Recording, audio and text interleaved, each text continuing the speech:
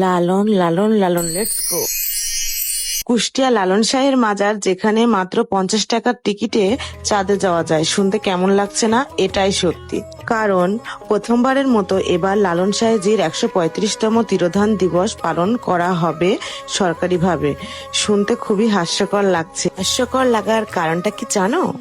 2025 সালে এবারের লালন মেলায় মাদক দ্রব্যকে না করা হয়েছে, আমরা যাতে সবাই মিলে উপভোগ করতে পারি এই মাদক মুক্ত লালন মেলা।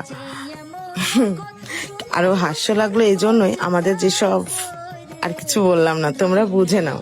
তো যাই হোক, তোমাদের ভালোবাসা যে আমি এতখানি পাবো তা আমি কখনো ভাবতে পারি নাই।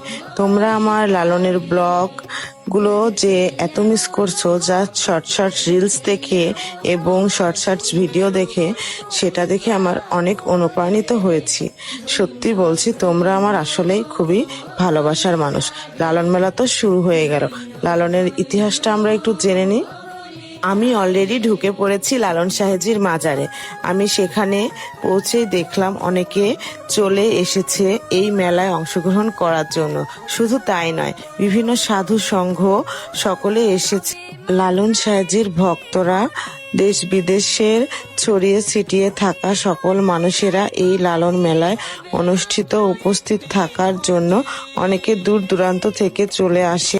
ভক্তবিন্দুরা, উৎসবকে কেন্দ্র করে কুষ্টিয়া জেলা শিয়রিত অবস্থিত লালনের মাজারে লাগে এক বিশাল মেলা।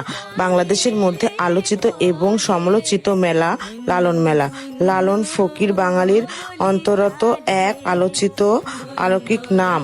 তিনি ধর্ম, জাত, জাতি সব কিছুর বিভেদ ভুলে মানুষকে মানুষ হিসেবে ভালোবাসতে শিখিয়েছিলেন। প্রতি বছর বাংলার চৈত্র মাসের পহেলা, দোসরা এবং তেসরা তারিখে অনুষ্ঠিত হয় 3 দিন ব্যাপী লালন ফকিরের তিরোধান দিবস উপলক্ষে লালন মেলা। এই 3 দিন শিহরিত হয়ে ওঠে লালন মেলা।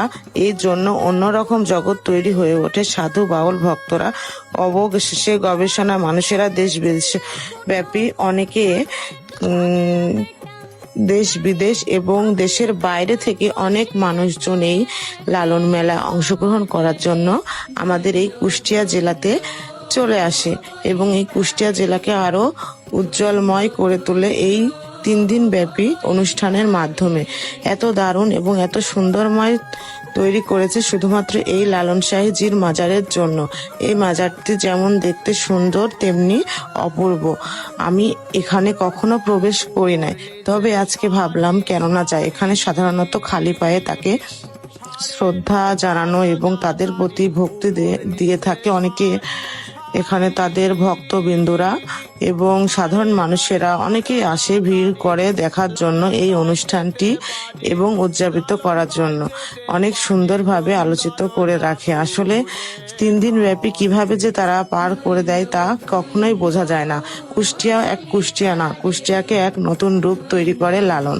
লালন আসলে একটি নতুন রূপ তৈরি করেছে আমাদের কুষ্টিয়াকে। কুষ্টিয়াকে সাংস্কৃতিক জেলা হিসেবে চেনে শুধুমাত্র লালন শাহজির জন্য। তার ভক্তর এখনো পর্যন্ত তার স্মৃতিগুলোকে বহন করে নিয়ে যাচ্ছে। দেখেন কত দূর দূরান্ত থেকে কত ভক্তরা চলে এসেছে লালন শাহজির মাজারে দেখার জন্য। এবং এখন তো কিছুই না, আর মেলা যখন চলবে তখন চলাকালীন সময় আরো বেশি ভিড় জমে যায়। সেখানে তো 1-2 জন না, 10-15 জন, 15 জন, লাখো লাখো কত মানুষ দেশ বিদেশ থেকে চলে আসে শুধুমাত্র লালন শাহজির মাজারে গান শোনার জন্য, তার ভক্তি দেখার জন্য। শুধু যে খারাপ দিক আছে তাও না, তারা কিন্তু অনেক ভালো দিকও আছে লালনের। যেমন ধরেন, এখানে সব সাধুরা বসে দিনের বেলায় গান বাজনা করতেছে। তারা অনেক অনেক দূর দূরান্ত থেকে এসে তারা নিজের মতো করে, নিজের ভাষায়, নিজের পর্যালোচনা করে, সব সুন্দর করে, কি সুন্দর সাদা রঙের পোশাক পরে লালন শাহজিকে সুন্দরভাবে একটি তারা স্মৃতিময় করে তুলেছে আমাদের এই কুষ্টিয়ার এই দিনগুলো। আমি একটু সেখানে অংশগ্রহণ করলাম তাদের মাঝে। জানি না কেমন লাগতেছে, সবার মাঝে আমিও একটু সেজেছি তাদের মতো করে সাজ। কতটুকু ম্যাচিং হয়েছে জানি না, তবে তোমরা যদি এই ম্যাচিং শাস্ত্রী টিউটোরিয়াল ভিডিও দেখতে চাও তাও আমি দিব। আর এই যে চলে এসেছে লালন ভক্ত এক আন্টি, এই আন্টির কথা যতই কম বলবো ততই বেশি হবে বলা। সেই মানুষটি এসেছে রাজশাহী থেকে। রাজশাহী ভাবুন কত দূরে। সে মানুষটি তার জামাইয়ের সাথে মানে তার স্বামীকে সাথে করে নিয়ে চলে এসেছে এবং আমাকে অনেক ভালোবাসছে এবং তারা অনেক দরদি বলে অনেক কথা বলছে। আমি রিলসে অলরেডি ছেড়ে দিয়েছি এবং সেখানে তার মিউজিয়ামে তার অনেক আনুষঙ্গিক জিনিসপত্র অনেক কিছু আছে, সেগুলো তো নাই বলি। সেখানে অনেক তার স্মৃতিময় অনেক জিনিসপত্র আছে, অলংকার, সেগুলো আমরা দেখতে আর গেছিলাম না, কারণ সেগুলো অনেকবার দেখেছি আর অনেকেই দেখাবে সে কারণে। আর এখানে আমাদের মেলার অনেক আনুষঙ্গিক জিনিসপত্র চলে এসেছে। এখানে তো এসেই চোখটা জুড়িয়ে যায় বাউল সাংঘিক জিনিসপত্র দেখে, আমাদের মনটা একদম ফুরফুরে হয়ে যায়। কি বলো, তাই না? আসলেই তাই। আমরা যে কুষ্টিয়া জেলার মানুষ সেজন্য আরো বেশি নিজেকে গর্ববোধ মনে করে যখন দেখি বাইরের দেশ বিদেশের দূরান্তের মানুষগুলো আমাদের ছোট্ট জেলাটাকে এত সুন্দরভাবে উপস্থাপন করেছে। লালন সাহেজের এই দোকানগুলোতে লালন সাহেজের অনেক স্মৃতিময় অনেক কিছু তোমরা পেয়ে যাবে, তা পর্যটকরা হিসেবে তারা অনুসন্ধান করে অনেক সুন্দর ভাবে তার আনুষঙ্গিক জিনিস হিসেবে তারা নিয়ে যে তারা স্মৃতিময় করে রাখতে পারে, সেগুলোই তোমাদেরকে দেখাচ্ছি। কিন্তু অনেক বাজেটলি মনে হয় আমার, কিন্তু বেশি আকর্ষণীয় এবং এক্সক্লুসিভ জিনিস। আজকে আমি আপনাদের একটি গুরুত্বপূর্ণ বিষয় জানাবো। আমরা সকলেই কম বেশি জানি যে লালন সাহেবজিকে কলার ভেলায় ভাসিয়ে দেওয়া হয়েছিল। তো চলেন, সেই জায়গাটির নাম হচ্ছে আখড়াবাড়ি। আমরা সাধারণত জানি যে আখড়াবাড়িটি মেলা ছাড়া খোলা হয় না। আজ এই মেলার উপলক্ষে আখড়াবাড়িটিকে নতুন রূপে সাজানো হচ্ছে। আখড়াবাড়িতে আমি কখনো ঢুকি নাই, কিন্তু এই মেলা উপলক্ষে আসলে সাজানো হয়েছে। এই আখড়াবাড়িটি অনেক সুন্দর এবং উজ্জ্বলময় করে তুলেছে লালন সাহাজির সেই ভক্তরা এখানে এসে তার জন্য অনেক হয়তোবা প্রার্থনা করে এবং তার জন্য অনেক কিছু করে থাকে।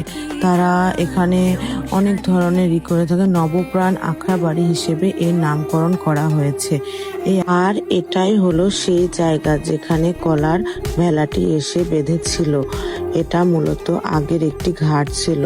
লালন সাহাজির যে ঐতিহাসিক জিনিসপত্রের মধ্যে এটি একটি অন্যতম একটি জায়গা, আখড়াবাড়ি। এই আখড়াবাড়িতে আমরা অনেক ধরনের অনেক কিছু দেখে থাকি। আমি একটু ওপরে উঠে দেখতে চাইছিলাম যে আসলে কখনো তো যাওয়া হয় না, তো এখানে আসলে কি হয়, কি এমন হয়, আমার মানে খুবই যাওয়ার ইচ্ছা ছিল। তো এখানে আমার যাওয়ার ইচ্ছাটা পূরণ হয়ে গেল। অনেক সুন্দরময় এবং রঙিনময় করে তুলেছে নতুন ভাবে এই মেলার জন্য এই আখড়াবাড়িটি সেজে উঠেছে। আর চলে আসলাম মেলার মাঠে। মেলার মাঠে যতই আসবো ততই ভালো লাগে। মেলার মাঠ বুঝিয়ে দিচ্ছে যে মেলা মেলা ভাব গন্ধ চলে এসেছে। এগুলোকে সাধারণত ঘটি বা পিতলের জিনিস, তবে এগুলোকে সাধারণত মনে হয় কাঁসার বলা হয়ে থাকে। বিভিন্ন ধরনের অনেক সুন্দর সুন্দর জিনিসপত্র যেগুলো দেখে মন ছুঁয়ে যায়, মনে হয় যে রুমে নিয়ে যে সাজায় রাখি। এগুলোকে ঘটি বা ঘট বলে থাকে যাদের এলাকায় যার যার মতো। মেলায় গেলে খাবার ছাড়া কি মজা জমে। সেখানে আছে রং বেরঙের চপ, রং বেরঙের ধরো কোল্ড ড্রিঙ্কস, বিভিন্ন ধরনের সবজি, লেবুর শরবত, বিভিন্ন ধরনের খাবার। ভিডিও করতেছিলাম দেখে মনটা মনে হচ্ছে কালারফুল জুস গুলো না কেনই বা খেলাম না, কিন্তু তখন কিন্তু আমার অত রুচি আসছিল না, কিন্তু ক্যামেরাতে অনেক সুন্দর এসেছে।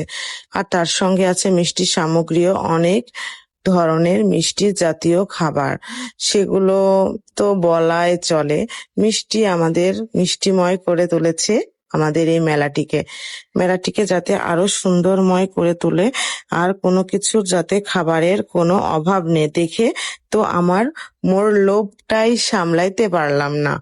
আমি একদম চলে আসলাম আমার প্রাণের জায়গাতে, মেয়েদের সফট কর্নার আচার তো আমার প্রচুর ভালো লাগে, তাই আমি চলে গেলাম আমার ভাই বোন মানে বোনদের জন্য একটু আচারের ক্লিপ নিতে।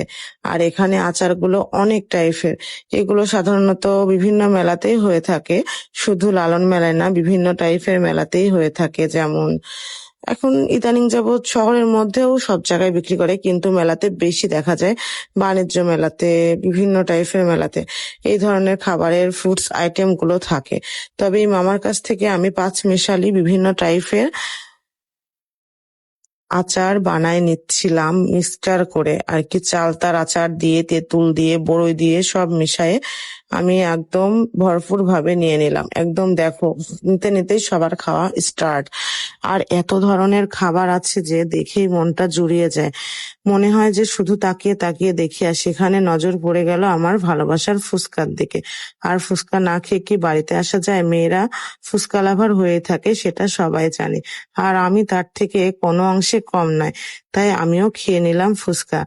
ফুচকাটা আমার খুবই পছন্দের একটা খাবার, তাই ফুচকার কাছে কোনো হার মানা যাবে না। তো ঝটপট খেয়ে নিলাম। তার সঙ্গে আরো খেয়েছিলাম ঘটি গরম। ঘটি গরম অনেক পুরনো বাঙালি একটা শব্দ।